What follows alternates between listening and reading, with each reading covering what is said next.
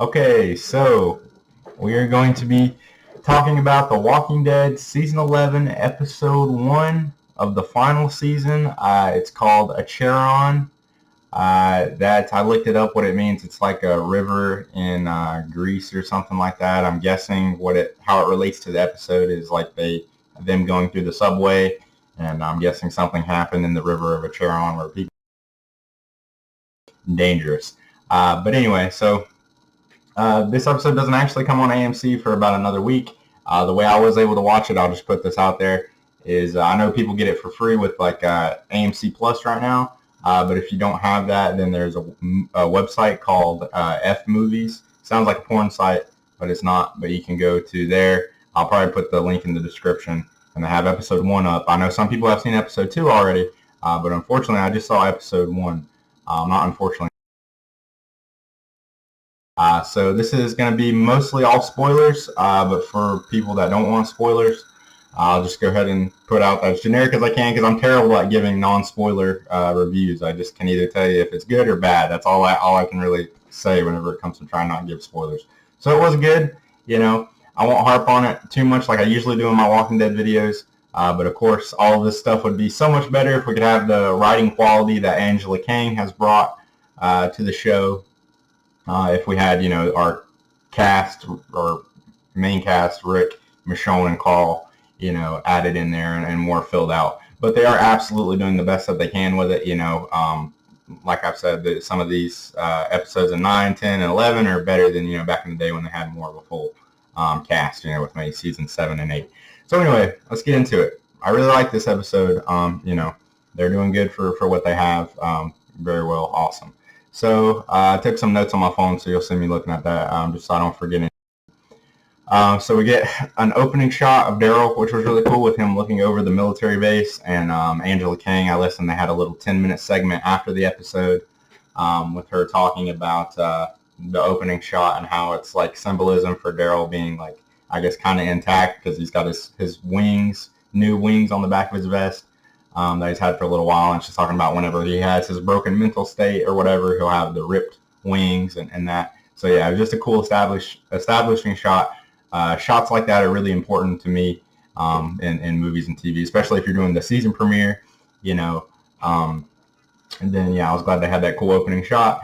I was worried about this because I saw some pictures let out before the episode came of all like the girls like in one place, like in an all like circle together, and how these days we have just too much, I don't know, politically correct, whatever it would be called, type crap shoved into stuff. But this actually was smart. You hear Angela Kang talk about it in the 10-minute thing where there's a reason why all the girls are the only ones down there fighting, and it's because it's kind of funny looking at it, but it's just what they had to do. They came through the roof. They like what is it, like a spy movie? It looked a little bit silly, but it's whatever.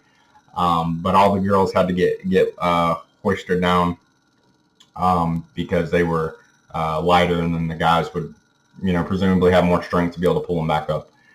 So yeah, that wasn't as dumb as I was thinking it was going to be. And then we get a scene with the dormant walkers where they're all down at the bottom of the base, which was cool. It's something that I wish they had have done more with in the past, because I guess they kind of have, but Angela Kang even says in the 10-minute thing that they've just not really done it too much. But you get more dangerous stuff whenever you're waiting for the walkers to pop up and trying to be quiet on them, so they don't all ignite and then have to fight all of them off. Add some good tension. There was a scene though. It's Daryl. I guess Daryl's been fighting these walkers for 10 years now in their time, or somewhere around about.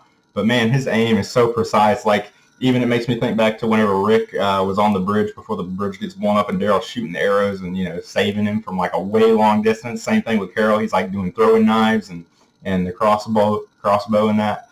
And it's just like, man, you just don't miss. It's kind of silly. But at the same time, he's probably very practiced and experienced at this point. But the thing I didn't like about it is because we are apparently getting that Daryl and Carol spinoff, there's really no tension here with the Carol almost getting killed. And there would be a lot because it is the final season. And, you're expecting that would be whenever characters would be getting killed off or whatever, because it's not really going to matter. season premiere, big episode. If you're going to kill off Carol, maybe do it in that.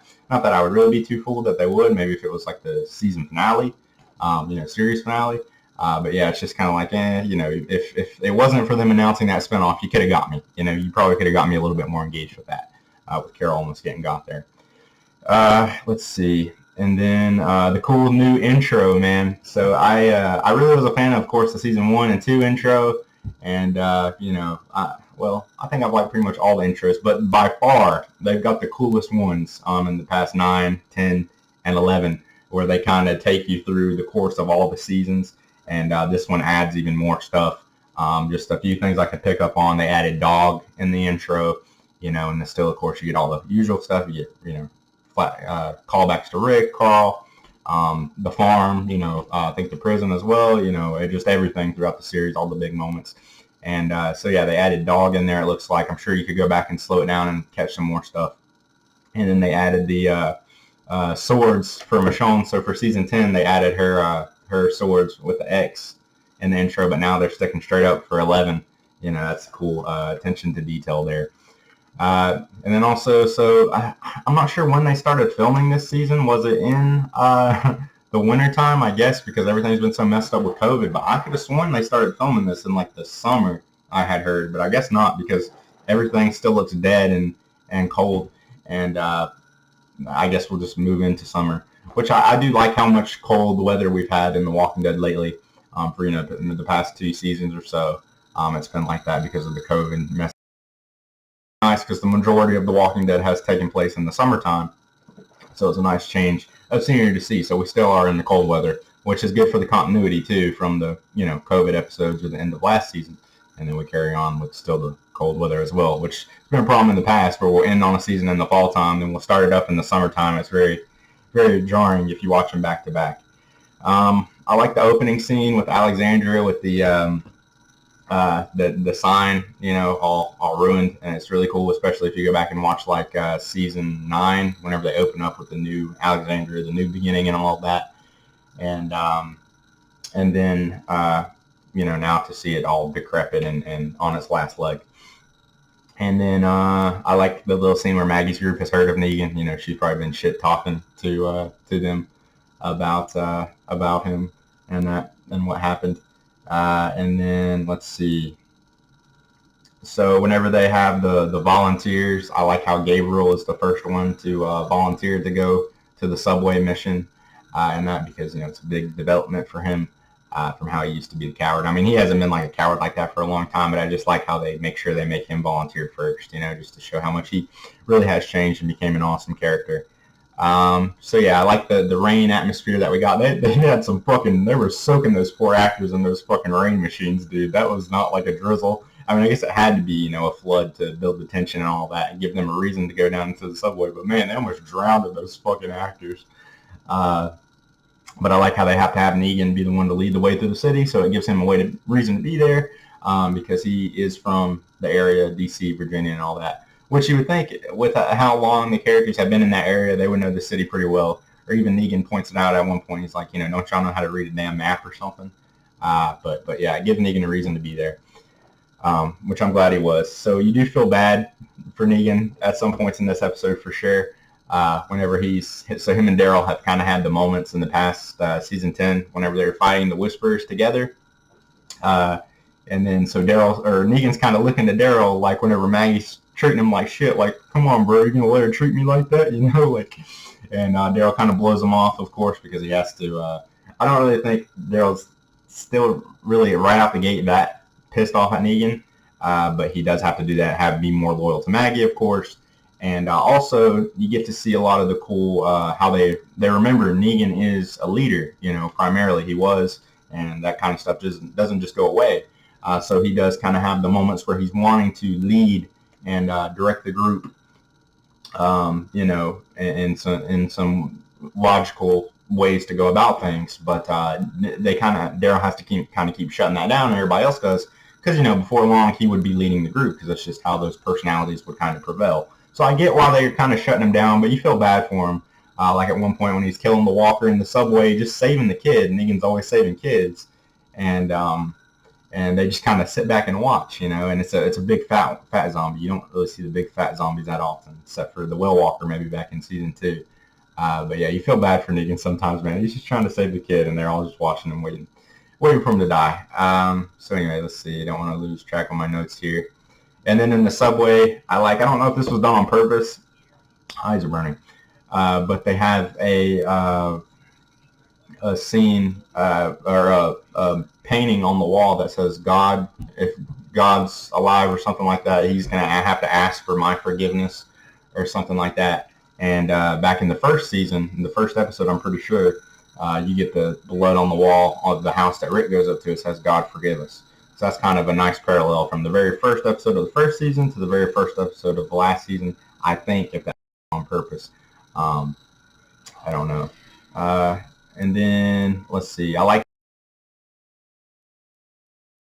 the Commonwealth entrance or processing station.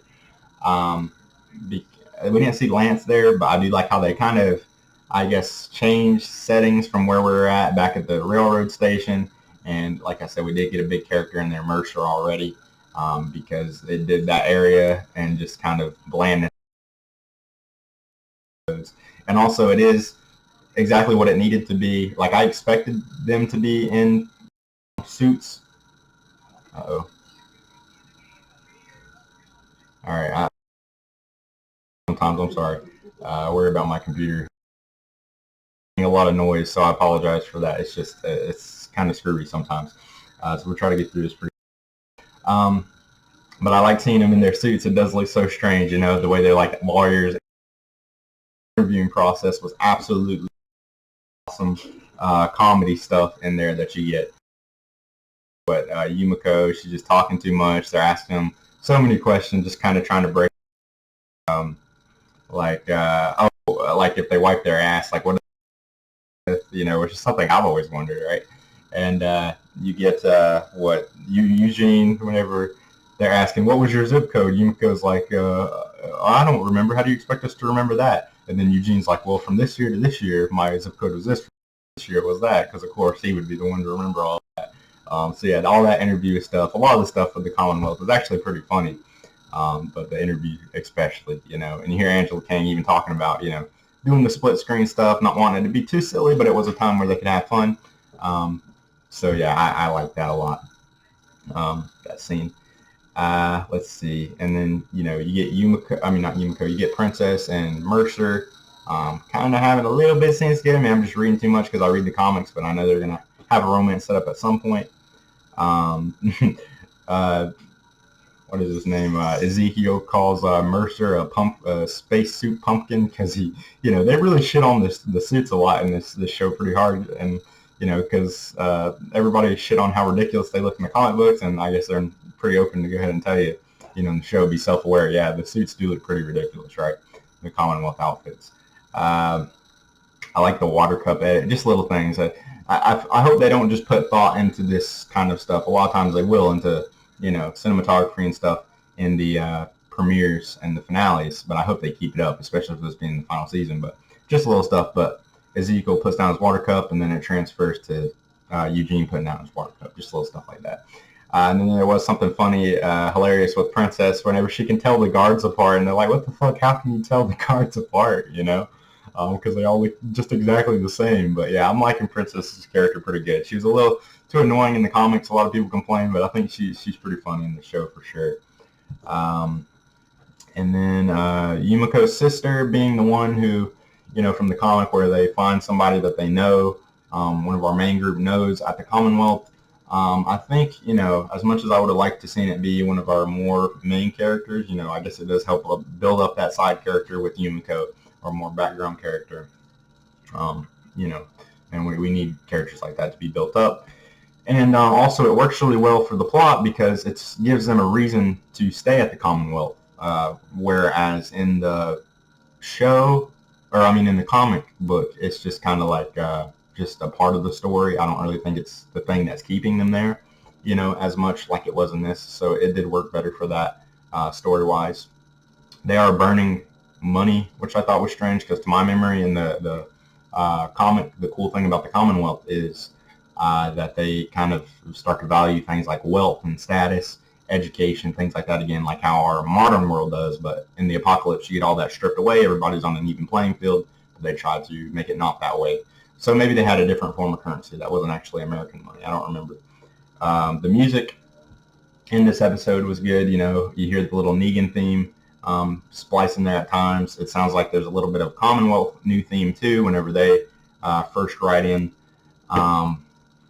Let's see what else. I think that was about it, except for the main thing. The main meat of the episode, I think, probably the coolest part was Negan and Maggie's big confrontation in the subway, where he is fed up with her, you know, leading the group basically to what he thinks is their death. You know, and I see his side of it, but I also see Maggie's side of it too, that you got to risk it because they're gonna starve. You know, they're starving. She kind of tells him off, like, you know, I'm just doing it for, you know, the people. I'm not doing it to try to, you know, get you killed or because I want revenge on these people for killing, you know, our people. You know, so that scene was overall great. Negan mentions Glenn. I think I said it before, but there's something funny he says in here. He calls the guy like man tits. You know, you get the nice little lines with Negan in there where he's got the comedy. And Jeffrey Dean Morgan just plays it so well, you know, and Maggie as well too. You know, her acting in the scenes, they were really great together, and all that dialogue. But yeah, Negan mentions Glenn and Daryl decks him, you know, because that's definitely crossing the line. Says Glenn died like a dog, you know. So I like how they are keeping Negan still just a little bit bad. Well, I guess we'll talk about the ending. Pretty bad, because it's something, you know, we were doing a review for Loki, and I was talking about how it can be a mistake to make bad characters not bad anymore whenever you're trying to redeem them. Always just have them just a little bit of the bad left in them because it's more realistic, right? That they wouldn't just totally make a change. Kind of like how Daryl's kind of almost completely changed how he was in season 1 and 2, you know. But Negan still got his bad ways in there just a little bit. So, yeah, I really love that scene between Negan and Maggie. But then the last scene, Daryl goes off, so I guess his fate is kind of undetermined because he's going to save Dog, you know, because Dog runs off, of course. I don't know what Daryl was thinking. If he thought the dog was going to, like, balance on top of the subway or whatever, I don't know what his idea was trying to get the dog up there, but I guess he'll save the dog somehow maybe. But the big cliffhanger is Negan leaves Maggie behind. Now, of course, I think a lot of people were expecting to see Negan save Maggie, you know, in this scene or multiple scenes based on what we've seen from the trailers, probably continued to try to redeem himself like he has. But, you know, I'm glad that they subverted our expectations with this and had him do this. And I think it's honestly, you know, Negan's a bad guy at the end of the day. We love him, but he's a bad guy, and Maggie's not, you know. But at the same time, Maggie would have just left Negan to die as well if roles were reversed, and that's what Negan was probably thinking about. So, you know, what's fair is fair. Obviously, I don't think Maggie's going to die. It is a little bit stupid of Negan, though, I think, because what's he going to do once he gets to back with the rest of the people? Was anybody going to believe? Yeah, Negan and Maggie were the last two that were together, that saw each other, and Maggie didn't come back. Negan had nothing to do with it. No way nobody's going to buy that. I don't think so. But I do think that maybe Negan had some type of ulterior plan, like maybe by leaving her behind, he might have been justifying it to where he was doing it to save them. Now he's going to try to take charge and get them all to turn around, whereas if Maggie was leading and calling the shots, you know, since they were both leaders conflicting, then she was going to lead them to their death. So, you know, kind of like how Negan, the reason he bashes somebody's head in is because he's looking out for the greater good. Want everybody to fall in line, and that's why he has to have everybody fall in line.